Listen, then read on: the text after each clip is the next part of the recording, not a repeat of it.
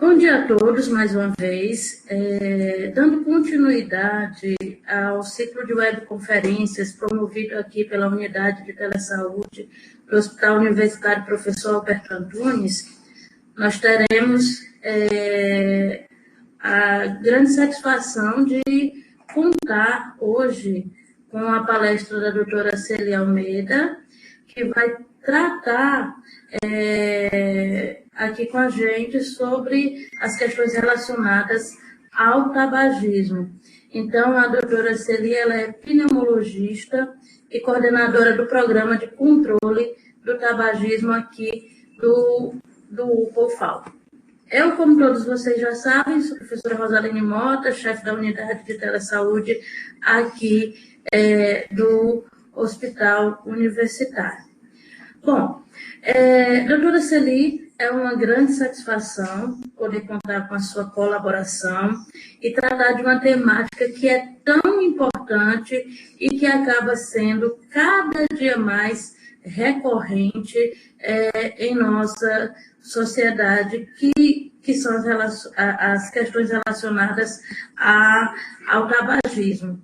Então, embora pareça que há uma diminuição significativa, a gente sabe que em países, sobretudo como os países europeus e os estados mais frios, a gente também tem aí um número bem elevado, né, de tabagistas. Mas isso são questões que a gente vai conversar, discutir daqui a pouquinho e a gente vai abrir um bloco de perguntas. Nesse bloco de perguntas, acredito que terão muitas questões. Então, doutora Celi Almeida, muito obrigada por sua colaboração, por sua participação, por estar aqui colaborando com a nossa unidade de telesaúde. Então, a palavra é sua e, mais uma vez, eu agradeço. Muito obrigada, Rosaline, pela oportunidade da telesaúde. E é um prazer colaborar com vocês, com o nosso hospital e trazer algumas coisas, né, que fazemos aqui, alguns aspectos do tabagismo que interessam assim, muitas pessoas. Eu acho que é um tema muito interessante e que eu gosto muito de fazer, de trabalhar. Então, eu trouxe o nosso programa aqui no hospital. Nós somos uma referência aqui no estado, já tem outros núcleos, né, que já funcionamos há 10 anos. E eu já trouxe, assim, como eu sou pneumologista e trabalho diretamente com os pacientes, é o meu dia a dia me deparar com as doenças. Então, eu já vou, assim, já falando das doenças e, posteriormente, vou mostrar como trabalhamos também no nosso programa. Nós sabemos que o tabagismo é uma doença que, assim, ela é crônica, é uma doença prevenível, não transmissível, já faz parte do CID-10, do Código Internacional de Doenças, com o código F172. A gente sabe que fumar se tornou uma pandemia, tanto é que temos 1,3 bilhões de fumantes no mundo. Já são 4 milhões de mortes anuais relacionadas ao tabaco. E no Brasil nós perdemos 23 pessoas por hora, 200 mil ao ano, por doenças relacionadas ao consumo do tabaco. E por que esse vilãozinho, um cigarro, provoca tanto prejuízo? Então, nós sabemos que ele possui 4.720 substâncias. Essa fumaça vai conter substâncias nocivas, sendo que pelo menos 60 delas são cancerígenas, além de irritantes, tóxicos para o pulmão. Então, nós temos aqui nesse slide mostrando um exemplo de um cigarro com gases tóxicos. No caso, no cigarro você tem o tolueno, butano, cetonas, amônias, né? Substâncias cancerígenas, como benzeno, acroleína, níquel, cianeto, formaldeído, polônio. metal tóxico, né? Metais cancerígenos. O cádmio, por exemplo, ele é usado em baterias de carro, né? Outros gases cancerígenos, como monóxido de carbono, muito conhecido, né? E a nicotina, que é o que mais causa dependência. Substâncias são das mais importantes que causam dependência. Como eu estou falando das doenças, né? Que é o nosso dia a dia, que é o que o tabaco provoca, né?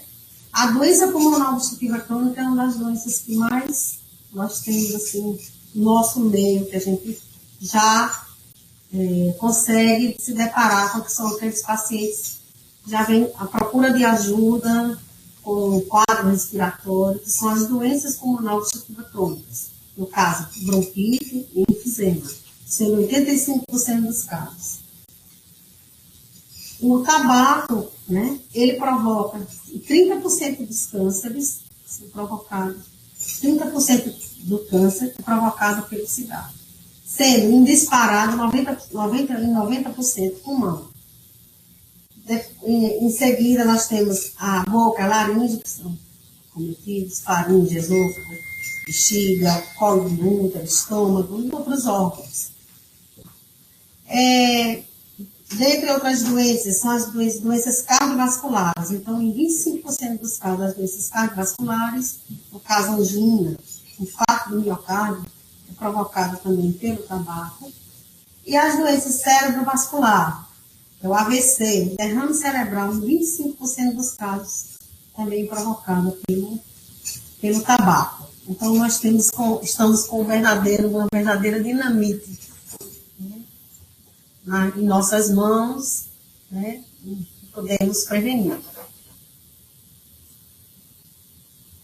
Para exemplificar, mostrando os danos causados, até a gente falou, né, no caso de um paciente com DPLC, uma doença pulmonar obstrutiva crônica pós-morte, e comparando um pulmão de um não fumante com um fumante. Vejam a diferença. Um pulmão mais, né, com a cor mais avermelhada. Aqui é um paciente com o pulmão todo encolhido, escurecido.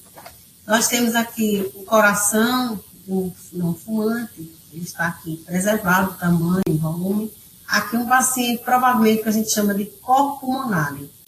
Por conta da doença pulmonar, ele provoca uma alteração da parte cardiovascular. Então, com o aumento do coração, um pulmão totalmente anômalo, né? Diferente, né? Por conta das substâncias provocadas pelo tabaco. Aqui, só para exemplificar, o câncer do pulmão. Esse caso aqui foi de uma paciente passiva, fumante passiva. Durante 30 anos convivia com o esposo e fumava dentro do quarto, um ambiente fechado, e ela inalando aquilo durante 30 anos. Outro exemplo, câncer de cabeça e pescoço, né? Câncer de pescoço, mas pode ir lá por dentro, causar na laringe, dentro da boca, cavidade oral. Como falei anteriormente, as doenças cardiovasculares têm substâncias que elas cancerígenas, né? Mas, aliás, as substâncias que provocam obstrução dentro dos vasos, por exemplo, o monóxido de carbono. E quais os outros danos provocados? Pode o paciente apresentar uma dislipidemia, no caso, com aumento do colesterol, com o LDL, aumentando o LDL, que é o colesterol ruim, triglicerídeo também aumenta, e diminuindo o colesterol bom, que é o HDL. Tromboses, osteoporose, leva a úlcera, envelhecimento precoce, hipotência e frigidez sexual. Os dentes cariados são os dentes comprometidos, né? Pelas substâncias tóxicas do cigarro, do tabaco. Um importante fator causal também para o surgimento de aneurisma, pelas lesões vasculares que o tabaco provoca. Em diabéticos, como eles já são propícios a terem problemas vasculares, fumando, esse risco vai aumentar em 11 vezes, para que tenha doenças cerebrovasculares. Caso para o risco de um AVC aumenta, o risco também de infarto aumenta muito mesmo, por conta das substâncias do tabaco. Só para exemplificar, o diabético, as lesões provocam na cavidade oral, os dentes, né, que mostram nas cáries, os dentes amarelados, além do mau hálito, né, quando você chega perto de um grande fumante, ao falar ele já exala pela boca, pelo suor, as condições dos dentes, você vê pela cor, já denuncia. Aqui são as obstruções, as tromboses, né, as lesões vasculares, periféricas, no caso aqui. Como eu estava falando, o fumante passivo, ele tem a mesma prevalência, ele tem assim, os mesmos riscos que um tabagista ativo. Então, eu mostro exemplo daquele caso de um câncer de pulmão em uma paciente que era exposta durante 30 anos ao tabaco, ao fumo, né, que convivia com o esposo fumando. Ainda falando do tabagismo passivo, nós temos também os riscos na gravidez, né? A mamãe fumando, a criança, né, está exposta, ela está fumando também. Então, isso pode levar a aborto espontâneo, a prematuridade, um recém-nascido de baixo peso, uma morte perinatal e pós-natal. Para a própria criança ou adolescente, as alergias respiratórias, levando a rinite, sinusite, asma. Isso vai, com essas alergias, com esses acometimentos, ela vai ter dificuldade no aprendizado. As otites respirantes, né? E no adulto vai ser os mesmos riscos que o tabagista ativo tem. Todas aquelas doenças cardiovasculares, câncer, etc.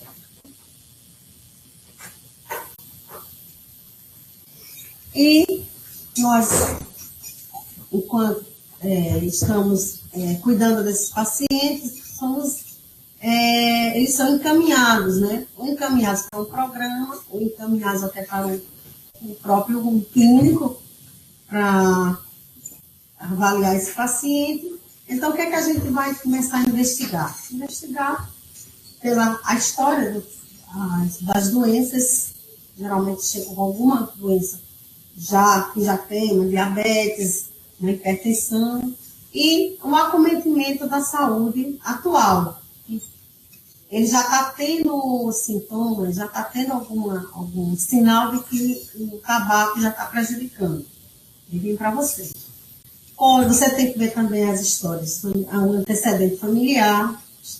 Muitos deles, às vezes, já vêm preocupados porque tem uma história de câncer na família, câncer de pulmão.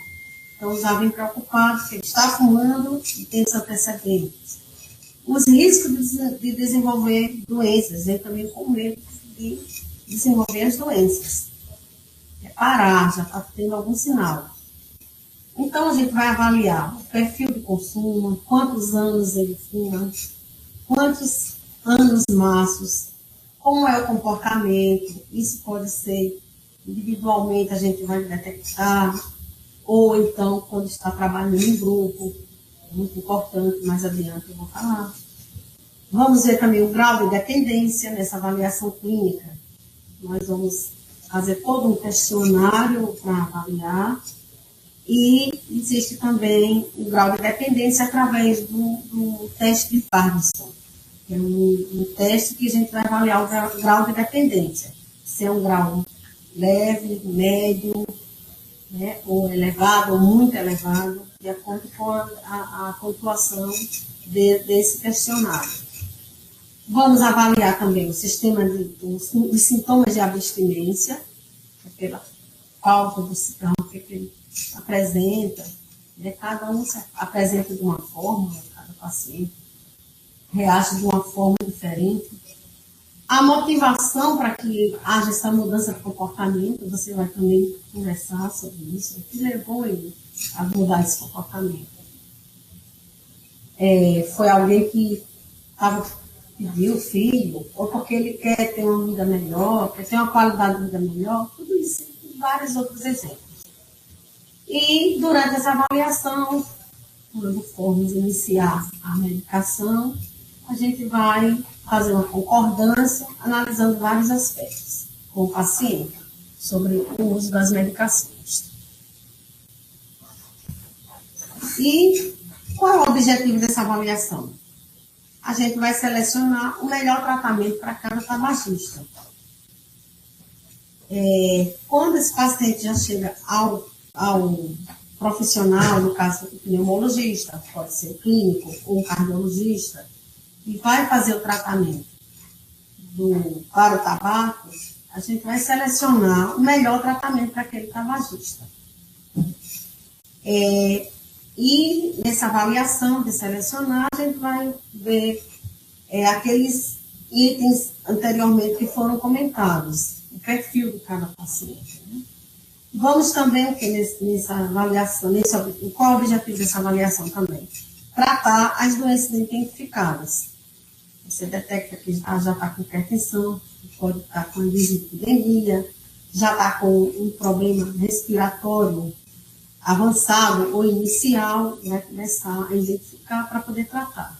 E ao tomar conhecimento da existência também de outros medicamentos, você tem que ver quais são as medicações que está usando. Por exemplo, um paciente que ele é um grande tabagista, é um tabagista e é um paciente psiquiátrico. Então, tem as outras medicações. Tudo isso vai ter que ser analisado, pesado, para poder fazer um tratamento mais adequado. E quando há a intervenção medicamentosa? Vai ser após a avaliação do todo o quadro clínico, que já foi explanado, né? Vai avaliar. Após também a avaliação laboratorial, não obrigatoriamente, quer dizer, a intervenção medicamentosa diretamente para o tabagismo não implica em toda a avaliação laboratorial naquele momento, você vai, nas consultas sucessivas, vai avaliando, vai vendo e vai tratando. E outra coisa que muito importante no tratamento do tabagista é a abordagem cognitivo-comportamental. Por quê? Essa abordagem cognitivo-comportamental, ela é assim, é um padrão ouro no tratamento em grupos, no caso que nós usamos aqui. Esse paciente, ele vai ter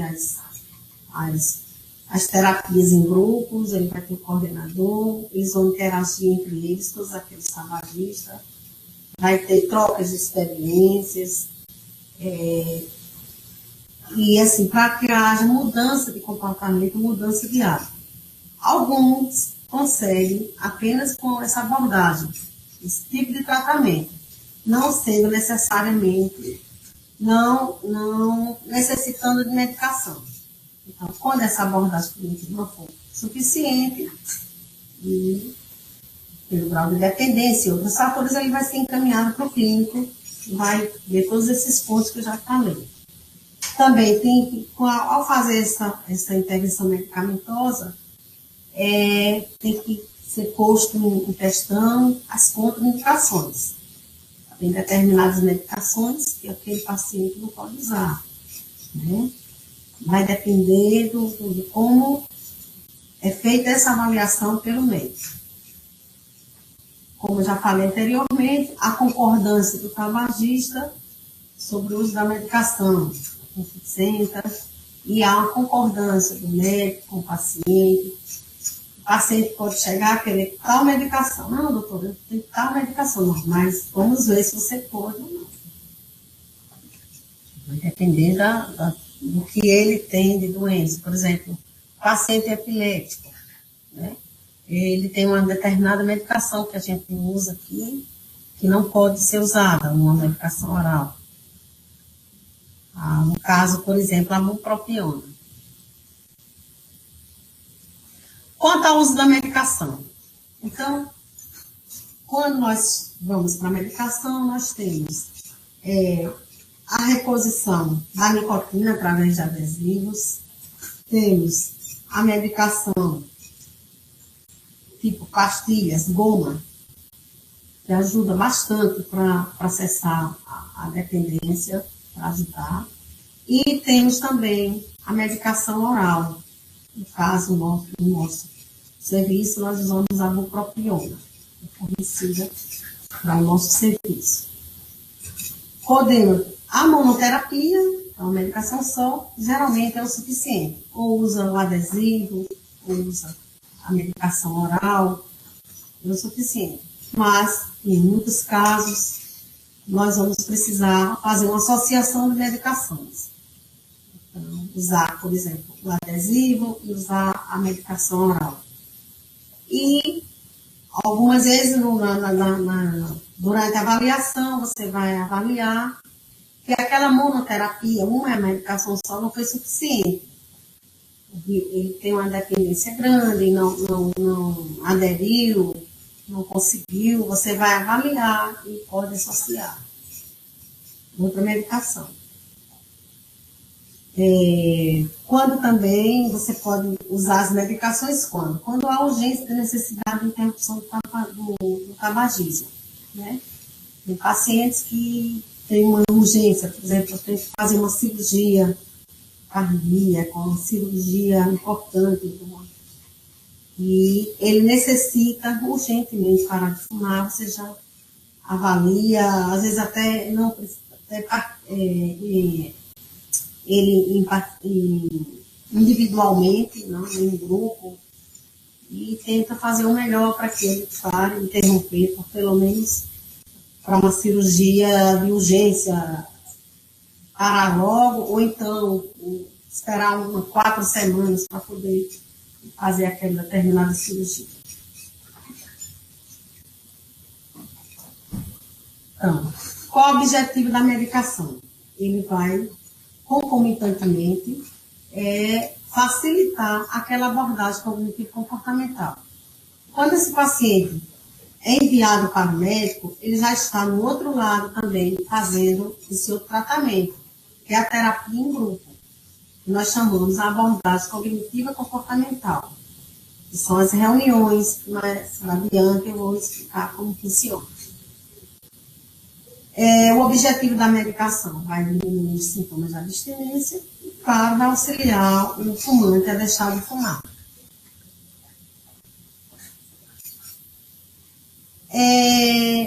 Sempre quando abordamos os pacientes, diante de tudo isso, nós, tanto na terapia quanto durante a consulta individual, temos que sempre mostrar quais são as consequências do uso do tabaco. Vai ser os gastos com doença, né? As doenças levam a ele faltar ao trabalho, né? Perda da produtividade. O paciente vai ter aposentadoria precoce por invalidez pelas as doenças que podem invalidar, prejudicar a saúde desse paciente, a ponto dele não ser mais produtivo, né? E, como todos sabem, o dano ao meio ambiente, que é muito grande, né?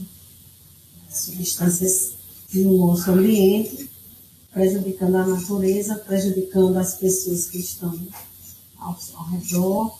Cada vez mais está dando um cerco para que tenhamos um ambiente livre do tabaco. E quais são os ganhos ao parar de fumar? Aumentando o tempo de vida desse paciente, melhora a qualidade de vida, você vai viver sem doença, né? Essa qualidade de vida a gente já percebe durante a abordagem, o tratamento, durante as consultas, durante as terapias em grupo, que eles, os tabagistas, eles mesmos relatam que estão respirando melhor, estão convivendo melhor em casa né? Não está tendo problema respiratório, problema cardiovascular melhorou, a pele melhora, né? Tem mais energia, tudo isso a gente vivencia na prática. Claro que a economia do dinheiro, né? Assim, mostrando quanto você gasta por mês por dia em um cigarro. Fazemos o cálculo e mostramos quanto ele vai gastar por mês com um cigarro. Tem pacientes que chega a 300, tem pacientes que chega a 600 reais ao mês. Aí a gente faz as contas durante o ano, quanto ele está jogando fora, um dinheiro jogado no lixo, né? E perdendo a saúde. Como a gente falei anteriormente, a respiração fica mais fácil, aquele pigarro tende a acabar, que o fumante sempre tem, melhora o hábito, a pele melhora, os dentes, e menor risco de todas aquelas doenças que eu falei, vasculares, cardíacas e pulmonares.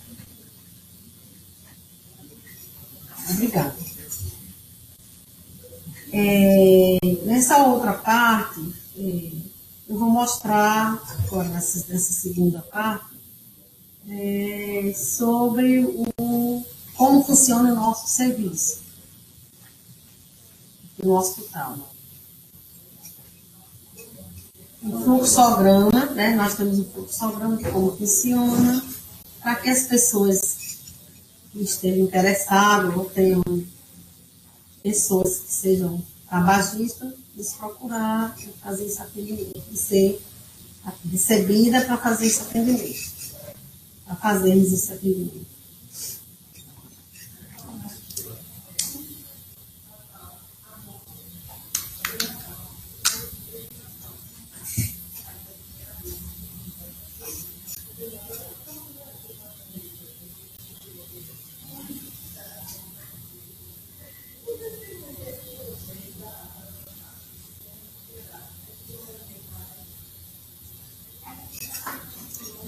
Então, nós vamos apresentar o nosso programa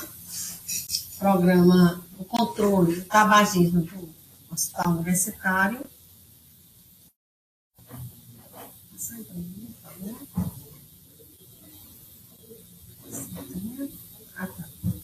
Então, o nosso programa, ele é um programa que já começou desde 2006. Em outubro completaremos 10 anos. Inicialmente começamos com a equipe de profissionais.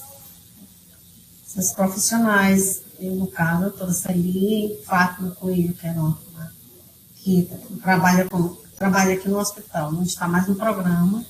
Fátima Coelho, psicóloga, Dione Souto, também psicóloga, e Betânia Fernandes, assistente social. Esse programa, ele é credenciado ao serviço, né, no núcleo aqui, através do Ministério da Saúde e INCA, e vinculado à Secretaria Estadual e Municipal da Saúde. Qual o objetivo desse programa? Auxiliar os tabagistas a deixarem de fumar, vai fornecendo-lhes informações, as estratégias e, se necessário, o uso das medicações. E como funciona o programa, né? Como explanei anteriormente, existem nós trabalhamos de duas formas. Através do tratamento cognitivo comportamental, que são as reuniões, o atendimento, essas reuniões são os atendimentos em grupos. Na verdade, são palestras, mas há uma interação ali, vivências, experiências. É feito todo um envolvimento, né, onde você possa detectar as dificuldades, as experiências individuais, e entre os próprios pacientes eles se ajudam. Você poderá fazer também um atendimento individual, precisar chamar aquele paciente para fazer individual, nos casos que nós precisamos, e as consultas, por exemplo, consultas com um psicólogo, uma forma de ajudar esse paciente que está nesse contexto desse tratamento de terapia em grupo. O programa, ele acontece inicialmente de 4 a 6 reuniões semanais, geralmente 4 reuniões semanais. No primeiro mês, poderá chegar às vezes até 6 reuniões, dependendo da demanda ou da necessidade. A partir do segundo mês, vai ser 15 em 15 dias, 2 quinzenais, e uma mensal até que se complete um ano de acompanhamento. Durante esse acompanhamento de um ano, com essa terapia em grupo, vai também ter um tratamento medicamentoso, no caso, com acompanhamento médico, com a terapia medicamentosa.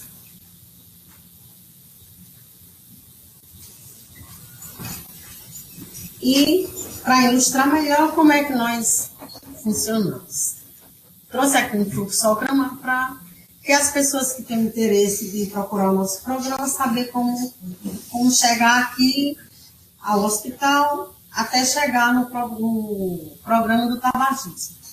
Então, a porta de entrada é o CACOM, que é o Centro de Alta Complexidade em Câncer, que ele é diretamente ligado ao nosso serviço, tabagismo.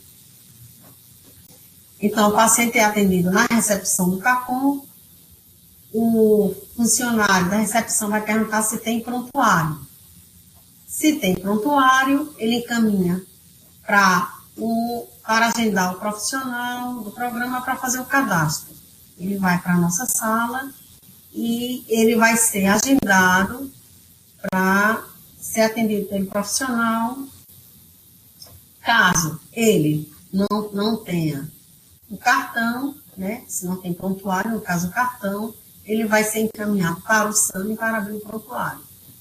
Uma vez tendo o prontuário, ele vai ser agendado para esse cadastro e o programa vai fazer o primeiro atendimento. Então, esse primeiro atendimento já vai ser com uma entrevista que vai ser marcada no serviço do tabagismo e o paciente vai aguardar o início do tratamento. Esse início do tratamento, geralmente, nós, como estamos com todo o grupo formado, né, no caso, fazendo inscrição 2 vezes ao ano. Oportunamente, fazemos até 3 vezes ao ano, com um número de 60 a 68 pacientes. Então, esse paciente, ele vai seguir durante um ano esse tratamento. Então, esse grupo vai ter o primeiro atendimento geral, que a gente faz uma reunião, um grande encontro de todos aqueles tabagistas, e ele já vai saber qual é o dia da semana que ele vai ser atendido, né, com o seu coordenador de grupo. E daí por diante vai começar as terapias, aquelas 4 semanais ou 6 semanais, depois quinzenal a cada 15 dias, no segundo mês, e a reunião mensal. E o tratamento medicamentoso, que é a avaliação médica, pelo menos os 3 primeiros meses ele vai ter que vir, porque é um tratamento medicamentoso, ele tem que ser sequencial durante os 3 primeiros meses, ser visto todos os meses, até o 3º mês. Depois fica a critério do médico de ver o seu agendamento até terminar um ano de tratamento.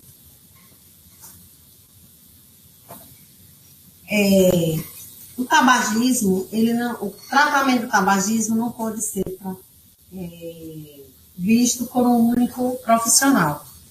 Então, é um tratamento que é muito importante, é uma equipe multidisciplinar. Então, consiste no assistente social, nesse programa, nutricionista, psicólogo, médico pneumologista, mas poderá ser um clínico, poderá ser um cardiologista, no caso porque temos aqui o médico pneumologista, um enfermeiro, o educador físico e o farmacêutico. Então temos que ter todos esses profissionais, fora as nossas necessidades, que quando o paciente pode ser encaminhado para outros profissionais. Caso haja essa necessidade, nós encaminharemos para avaliação. Por exemplo, para o cardiologista, uma doença coronariana, paciente psiquiátrico, nós precisamos de ter esse apoio. O paciente diabético precisa de um acompanhamento, nós temos que ter esse apoio. E outras especialidades afins.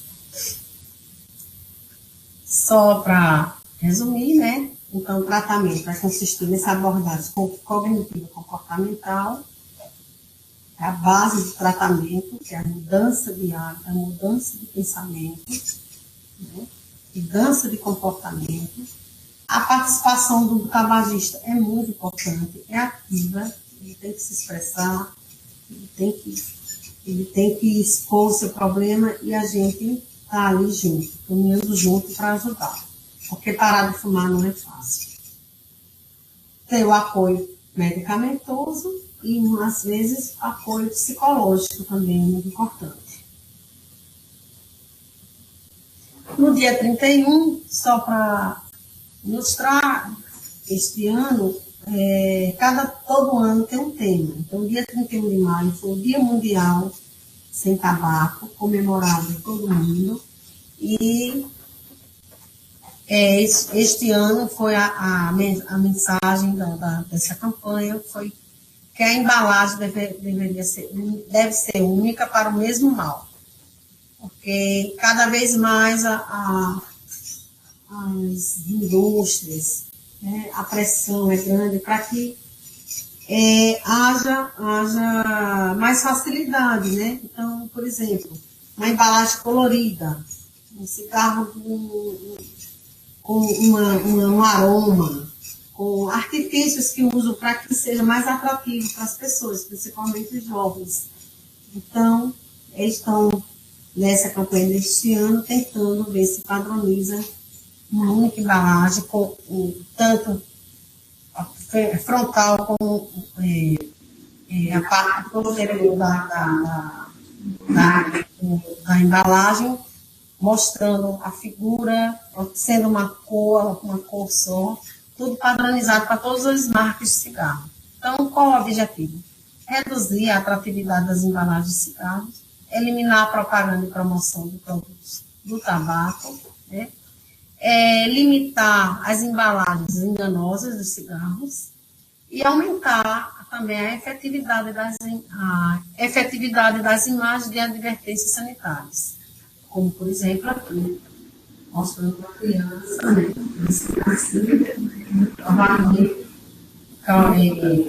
causando problema provocado pelo tabaco.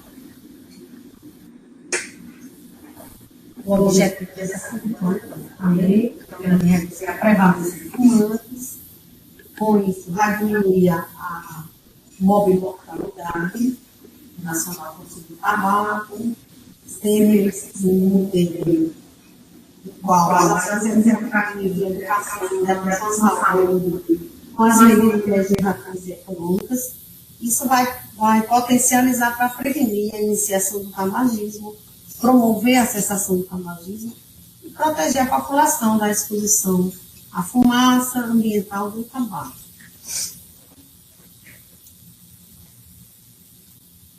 Então, quero agradecer e estou à disposição para algumas dúvidas que possamos esclarecer.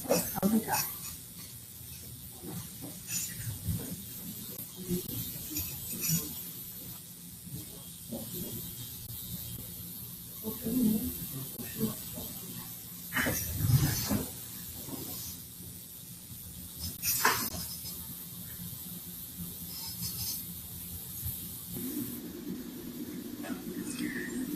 Doutora Celi, muito obrigada por suas considerações. Estamos abrindo agora para perguntas e nós temos uma, duas, três perguntas ainda na aba de bate-papo que a senhora já pode responder. A primeira pergunta é do Eric, que pergunta como agem as substâncias independentes e quando devem ser utilizadas. Tem uma da da Isabel também sobre o que é cianose, e do Daniel sobre a possibilidade de novos vícios em substituição ao vício do cigarro. Então, pode para a senhora responder. Sim, deixa eu ver se eu consigo me organizar. A primeira pergunta foi qual? Como agem as substâncias químicas no dependente? Certo. Então, as substâncias, como eu falei, existem 4.720 substâncias. A nicotina é a que pior provoca dependência. Então, é a mais importante. Então, ela vai agir em receptores do cérebro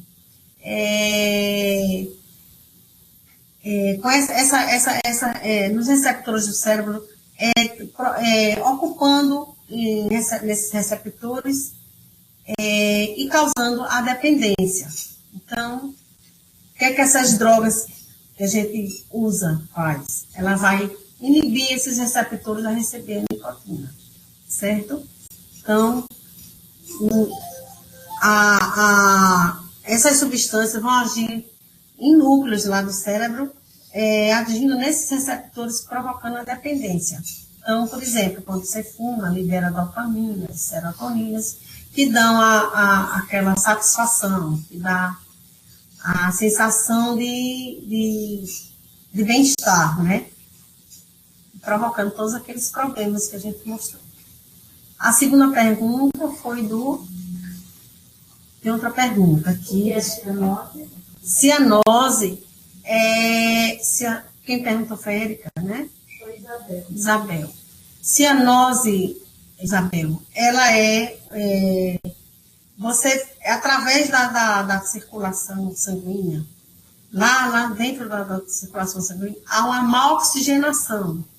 Então, os receptores de oxigênio, a troca de oxihemoglobina fica prejudicada por conta dessas substâncias que chegam até na circulação, provocando essa alteração. E a cianose é uma representação através da pele. Você vê, por exemplo, pessoas com cianose, com falta de ar, uma crise, ficar em cianose, por exemplo, um DPLC, que é uma doença pulmonar obstrutiva crônica, uma enfisema-tosa. Se ele ficar cianose, uma crise, porque ele está com a circulação tão prejudicada que as trocas de hemoglobina, de oxihemoglobina estão prejudicadas. Então, aparece através da circulação, a pele, aquela cor escura, arroxeada, né? Cianose é isso. A outra pergunta foi de Daniel perguntando... Qual o acompanhamento que há com os pacientes do tabagismo, já que pode haver a substituição do vício pelo cigarro, mas adquirir um vício por outro meio? Qual a substituição? Como é que é isso? Qual o acompanhamento que há com os pacientes do tabagismo, já que pode haver a substituição do vício pelo cigarro, certo, mas adquirir um vício por outro meio, como, por exemplo, comida. Tá. É bem pertinente a sua pergunta. Olha, assim, quando nós fazemos um tratamento, existem as duas abordagens, como eu falei. A cognitiva, comportamental, são as terapias, e a mudança de pensamento, a mudança de hábito, né? E você vai mudar o seu pensamento para você parar. Mas tem também o apoio medicamentoso. Então, esse apoio medicamentoso, a gente vai dar o repositor das nicotinas, que é, no caso, o adesivo. Então, por exemplo, você está usando um adesivo, ele está repondo a nicotina que você ia fumar, usar através do cigarro. Eles vão agir no organismo, provocando essa ação, para inibir lá os receptores que estavam querendo a nicotina do tabaco que você fumava antes. Existem também as formas medicamentosas, em oral, no caso a bupropiona, que nós usamos aqui. Mas existem outras drogas também usadas, oral, e também inibe a dependência. Existe a goma de nicotina, que a gente usa também para evitar, e outras estratégias que nós ensinamos durante o tratamento. Mais perguntas? Qual a sua avaliação quanto ao impacto das imagens nas embalagens de cigarro para a população? Há realmente redução no consumo? Houve realmente? Olha, assim, há uma redução. Não tenho isso assim concreto em termos de números, mas que as convenções, as sociedades, nós temos um exemplo, por exemplo, deste ano, dessa campanha deste ano, que é a padronização das embalagens. Tem um artigo do INCA que mostrou que na Suíça houve uma redução em torno de procura, né, assim, a redução do tabaco em torno de 17%. Isso já é muito bom, né? Então, tanto é que eles ficam batendo muito nessa tecla da parte comercial, porque das doenças todos sabemos, mas se não fizermos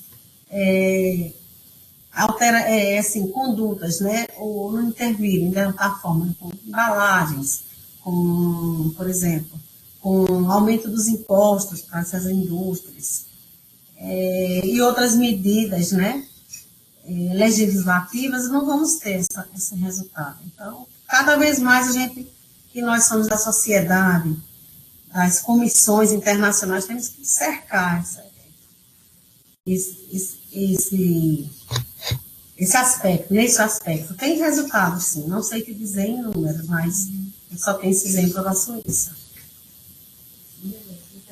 Tem mais uma. Duas, na verdade. Quase três. Qual o índice de evasão de pacientes no tratamento de tabagismo aqui no HU? E quantos pacientes são atendidos mensalmente? E também qual o índice de sucesso desse tratamento? O índice de evasão é mais ou menos o que fala a literatura, né? Nós temos, assim, por exemplo, em 68 pacientes, né? Infelizmente, nem todos terminam durante um ano. Existe a recaída. Então, a recaída chega em torno de 40% a 50%. Porque a gente já pega pacientes que já fumam há muitos anos, né? Que também tem outros fatores sociais, socioeconômicos envolvidos, e ele não consegue fazer esse tratamento adequadamente. Então, a gente tem a evasão um pouco grande, né, por conta disso. Tem outras dificuldades, não é só pelo tratamento em si, tem dificuldades econômicas, socioeconômicas, outros problemas. Outra coisa que ele perguntou, quantos pacientes são atendidos, né, mensalmente? Nós temos atendidos mensalmente. Nós temos um grupo que funciona com as coordenadoras e o médico. Olha, nós podemos fazer uma média de atendimentos mensais em torno assim, eu posso avaliar como a parte médica dos pacientes que chegam, em torno de 40 pacientes mensais. 40 não, em torno de 60. Porque já tem os pacientes que estão nos grupos e os pacientes que já vêm durante toda aquela sistemática de um ano, né? Então, tem o que está começando, tem o que já está no meio e eu fico atendendo. Então, pode chegar a esse número. E qual foi a outra pergunta? O índice de sucesso o nosso está igual da literatura, né? O nosso índice de sucesso chega até 40% de sucesso, certo? Então, é o índice da literatura. Nesses casos, né? Isso. Outra pergunta? Só essa, né? Pronto, então, estou aberta. Mais alguma pergunta? Estou à disposição. Se ainda houver alguma pergunta, insira na aba de bate-papo. Caso não tenhamos mais, pelo adiantado da hora, que já vai fechar 11 horas, nós agradecemos mais uma vez a doutora Celi pelas considerações, e estamos aí imbuídos, né, nessa luta, né, tanto que é uma luta também de disseminar informações, né, porque quanto mais informada a população estiver e quanto mais souber dos riscos, melhor. Eu tenho casos de familiares e amigos e de familiares que já foram acometidos. Um tio recentemente faleceu justamente por conta do tabagismo, fumava desde os 8 anos de idade. E isso é um problema seríssimo. E fazer com que convencer as pessoas a parar de fumar é uma tarefa muito difícil, muito árdua. Então, parabenizo realmente a todo o grupo, a toda a equipe da doutora Celi por esse trabalho, porque é um trabalho muito sério, muito comprometido e que precisa ganhar cada vez mais fôlego. Muitas vezes, o tabagista acha que, como é um transtorno silencioso, né, doutora? Essa questão dos males do tabaco, o tabagista vai achando que está tudo bem. E muitas vezes ele só consegue identificar os agravos quando está num estágio bem significativo da doença, fica bem mais complicado para se tratar. Então, é um programa que eu conheço há muito tempo, antes de atuar aqui no hospital. Eu já conheço o trabalho que é desenvolvido pela equipe do antitabagismo, e é um trabalho que precisa ser cada vez mais reconhecido, valorizado e abraçado pela sociedade, porque realmente faz a diferença. A gente tem uma taxa de 40%, é uma taxa, acredito que muito, muito interessante, e que pode crescer ainda mais se houver mais comprometimento ainda de todos. Então, o sujeito precisa estar consciente, paciente, e tomar a decisão de parar. Para ele tomar essa decisão, precisa ter acesso cada vez mais a informações de qualidade, informações que façam sentido realmente para eles e que eles tenham o apoio, como estão tendo sempre, de programas como este que é desenvolvido aqui no hospital. Portanto, doutora Celi, meus parabéns, muito obrigada mais uma vez. A nossa unidade está também à sua inteira disposição para quando precisar e para as parcerias que se fizerem necessárias.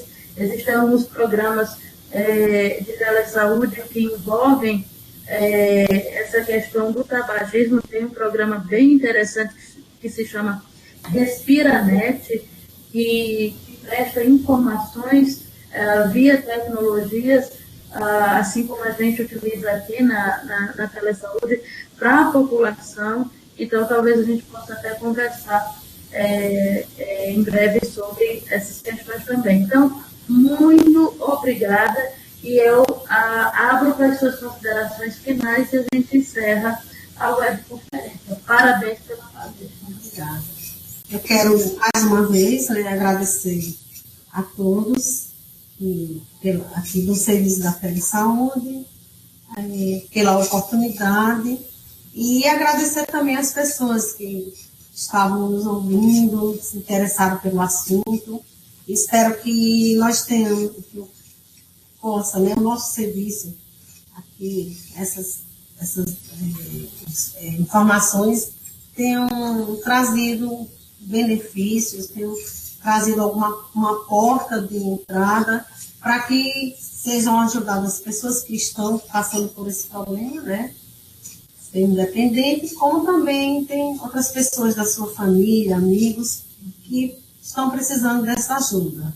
O nosso serviço funciona aqui de segunda a sexta, todos os dias pela manhã. Nosso programa está localizado na Sala do Tabagismo, o Núcleo de Tabagismo, vizinho à Medicina Nuclear, de frente à Sala da Nefrologia, ao Serviço de Nefrologia. E o nosso telefone é o 3202-3766. Vocês podem ligar, falar com Daniele, que é a nossa recepcionista, que dará todas as informações de quando teremos novos grupos, como chegar, como você tem o acesso ao serviço. Para a gente será um prazer em ajudar cada vez mais a população, os tabagistas, as pessoas que estão precisando de ajuda. A nossa equipe é multidisciplinar e está à disposição de vocês. Então, muito obrigada. Até a próxima oportunidade.